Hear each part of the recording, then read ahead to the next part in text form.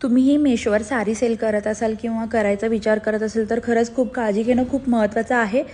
तर video skip न करता शेवटपर्यंत बघा की असे स्कॅम होतात. मेशोकडनं होतं, कस्टमरकडनं होतं किंवा कुरिअर पार्टनरकडनं होतं, मला खरंच माहिती नाही. तर मी न्यूली मेशोवर लिस्टिंग सुरू केलं होतं. तर हे जे तुम्हाला साडी दिसते त्याचा मला सेकंड ऑर्डर आला होता. प्रीमियम क्वालिटीची बनारस सिल्कची साडी होती. तर न्यूली जेव्हा आपण बिझनेस करतो खूप उत्साहाने मी पॅकिंग वगैरे केलं, डिस्पॅच केलं, कस्टमरला तो मिळालासुद्धा पार्सल आणि कस्टमरनी रिटर्नला टाकलं की आवडलं नाही म्हणून.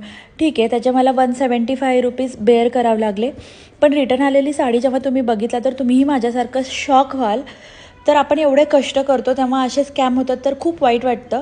तर बघा, रिटर्नमध्ये साडी दिलेली आहे, यूज केलेली, फाटलेली, पिकोफॉल केलेली आहे साडी, पूर्ण काठ फाटलेले आहेत, अजिबात आपल्या साडीला मॅच होत नाही.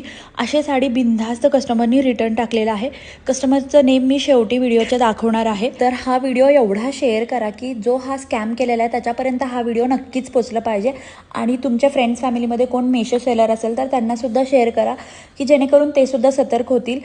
ह्या अशा गोष्टींमुळं मेशोवर सेल करायचं की नाही, किंवा जे नवीन बिझनेस सुरू केलेला असतात किंवा मोठे सप्लायर जरी असेल तरी त्यांनासुद्धा हा लॉस परवडण्यासारखं नाही आहे. प्लस मेशो आपल्याकडनं ₹175 रिव्हर्स शिपिंग चार्जेस पण घेते. तर ह्याच्यावर सोल्युशन काय तुम्हीच सांगा.